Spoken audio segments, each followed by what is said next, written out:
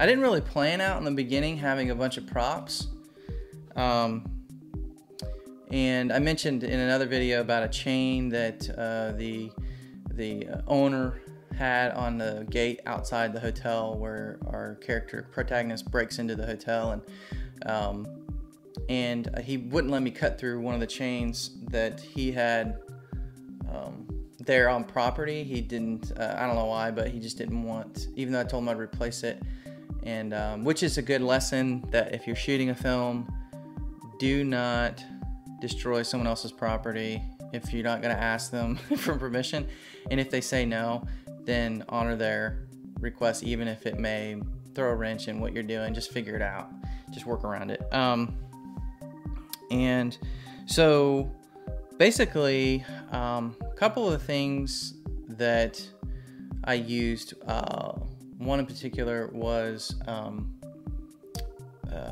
well, I show a fog machine in another, like a behind the scenes video, and it's not really a fog machine, and because I was trying to figure out, because I knew we were going to have to shoot an alley scene, which would be like basically the second scene of the movie, the short film. And so I knew that we'd be in an alley where more than likely we wouldn't have access to power, because we were going to be filming this at night. Everything in downtown Lake Wales completely shuts down. And so what I ended up doing was, I saw on YouTube these beekeepers, they use this, basically what it is it's a fogger that sprays poison and kills like mosquitoes and stuff, which I wouldn't recommend using. It's dangerous, and anyway,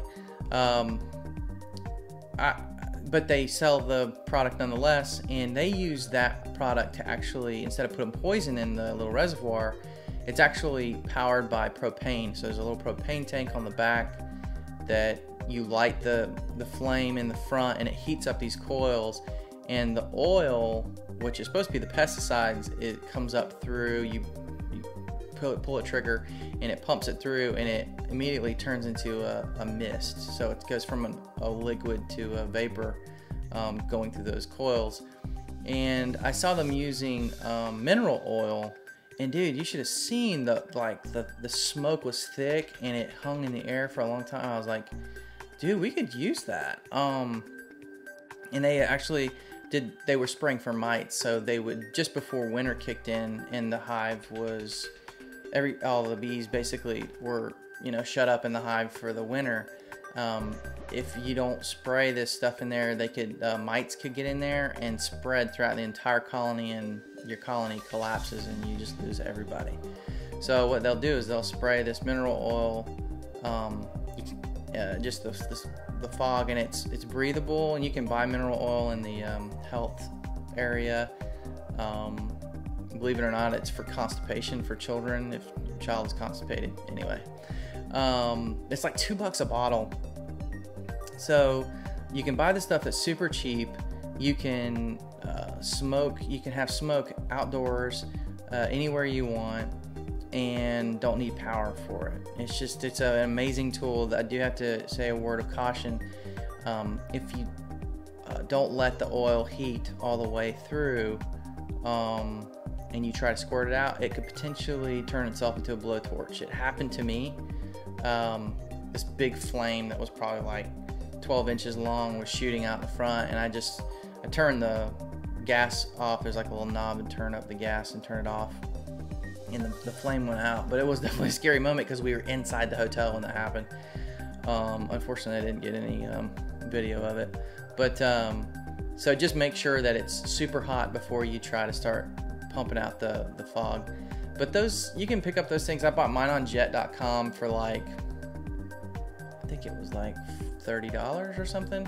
If you try buying it from like Home Depot, you're gonna end up paying almost $60. And I've seen even some as close to $100, which is stupid.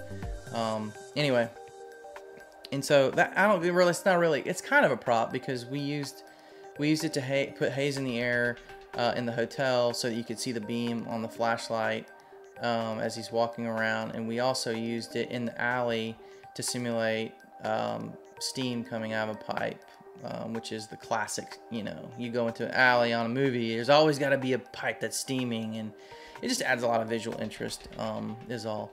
And so, so I guess it's kind of a prop. And then I decided to,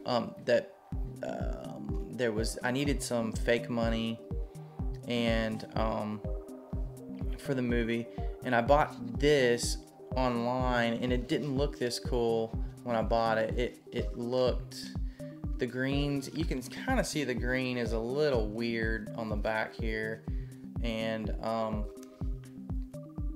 so what I did was I aged these bills, and I have a lot more. I have this whole bag, there's full of bills, and I bought these on Amazon, and they weren't that expensive. I think I paid like $10 or something for this many bills, and then for that stack I think I paid another $15 to $20. Anyway, I made this little band that goes around it on my computer, and I just used a glue stick, cut it out to this band size, and I just glued it on the back with a glue stick, and it holds pretty good.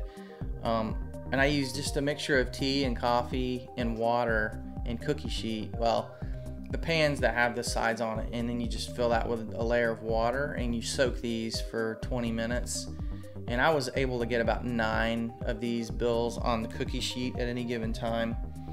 And so it took about 4 hours to go through all of the bills to age them, to make them look old. And that process was actually pretty fun. I enjoyed it. There's a bunch of YouTube videos online that can show you how to do it, but it's pretty simple and straightforward. And then I bought a cell phone. I think it's still powered. Its battery died. But I bought this Nokia on eBay. It works perfect. It's a Windows phone. I'm an Apple guy, but this was like $20 on eBay, and it's basically new. But we needed a phone for our character, and I needed to be able to be okay with it breaking, because we haven't shot that scene yet, which is why it's not broken yet. But yeah, $20 for that prop on eBay. And between Amazon and eBay, you pretty much do whatever. Then I bought this other prop, which is a medallion. And I had to make it kind of look a little older than it was. It looked more silver like this on the front, but then I just took some paint and I just kind of globbed it on the front, and then I took a paper towel and I wiped off the excess, but I didn't get it down in the grooves. I wanted that paint to kind of stay down in the grooves. And I'm not going to tell you what this is for, but it's a prop in the movie that I needed. And here's the chain. Now, there is a way to rust metal pretty quick using vinegar, salt, and what's the other? There's like one more ingredient. I was actually talking to a buddy of mine today who does entertainment spaces, and they are always rusting metal, and it only takes an hour to make it look super old. And this was the chain that I bought from Lowe's or Home Depot, it doesn't really matter. But I bought this chain. It was brand new and shiny. This is what it looks like now after I painted it. So what I did was I just looked at some reference pictures online, and I got out some of my acrylic paints, and I bought a thing of Rust-Oleum, which I don't have that can with me, but it was like this brown Rust-Oleum that has like flecks of stuff in it that makes it kind of look almost rough in a way. And I wanted to simulate what happens to metal when it starts rusting and it starts kind of like eating away. But I don't know, hopefully you can see that. But it looks great in the movie. Up close it looks okay. It doesn't look too much like paint unless you just really focus in on it. But I just used some brown paint in between the links where they hit each other, where I would think that wear would happen. And yeah, so I was able to make a brand new chain look like old chain. Wait, Had another prop. Oh, I had this rosary. I had a rosary that I bought on Amazon. I can't tell you what that's for either, but if you watch the film, you'll see what it's used for. And then, this is valuable information if you're going to shoot a film and you're dealing with people that you don't really know much about, or even people you do know about. Ask questions. They might have experience that can really help you figure things out, because I asked her, have you ever applied blood or anything, or any kind of makeup? And she had done some little theater type stuff, so it was all live, but she did have experience doing that, and so she became my makeup person. And so yeah, I mean, for the most part, it was just real straightforward and very fun. It kind of felt like an arts and crafts, project, and I grew up painting and doing art and that kind of thing, so it was really a fun process that I didn't expect. And so now I'm kind of like thinking about other ideas for props and being able to make other things for narratives in the future. And I've gotten into Tested, Adam Savage from the Mythbusters, and but he's still doing stuff, and he's got a YouTube channel called Tested. If you haven't seen it, check it out. And they have and then Punish Props. I've watched that guy. It was fun. The prop making was a very interesting and unexpected process for such a short little film, but had a lot of fun doing it, and I would recommend it highly.